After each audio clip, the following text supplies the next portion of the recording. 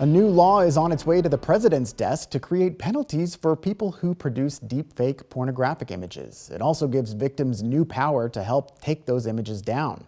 The legislation comes at a critical time, with studies showing there's been an increase in people using AI to create explicit images targeting women and teenagers. Capitol reporter Dylan McKim spoke to the Texas family who advocated for this law. There is technology that allows a user to take an innocent image, run it through an app on their phone to generate a pornographic image. They're called deepfakes, and with social media, they can be shared and spread to an unknown amount of people. For one family in Aledo, Texas, these deepfakes became a real problem.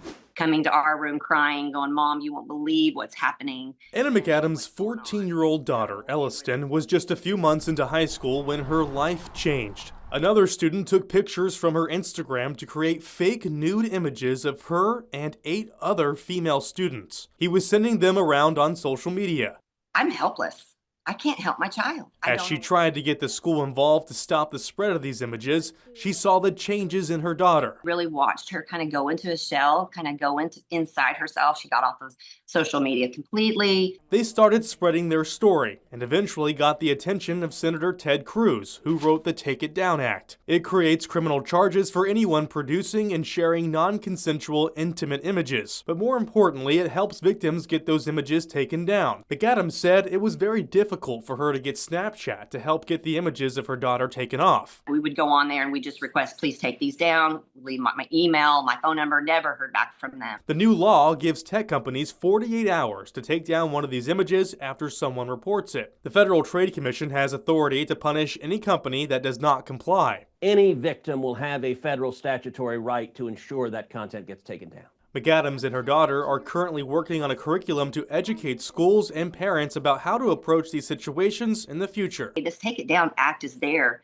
and we can use it. Law enforcement can use it. Dylan McKim, State of Texas. Dylan spoke one-on-one with Senator Cruz. He gave us the backstory of how he discovered just how difficult it can be to get explicit deepfakes removed. When I introduced the bill, Elliston and her mom, Anna, both came to D.C., and I was meeting with them in my office. And I asked, I said, hey, what happened to the pictures? Whatever happened with them? And her mother expressed enormous frustration. She said, you know, it's been 9 months since this happened to my daughter. She said, I've repeatedly called and emailed Snapchat, and I've tried over and over again. They won't do anything. I just get a stonewall. I turned to my team and I said, I want you to get the CEO of Snapchat on the phone in the next 2 hours. I want this garbage down today. They pulled the pictures down within 2 hours.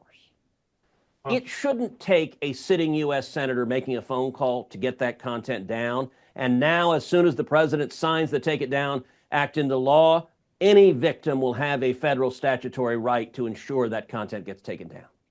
Lawmakers at the Texas state capitol are also working to fight deepfake images.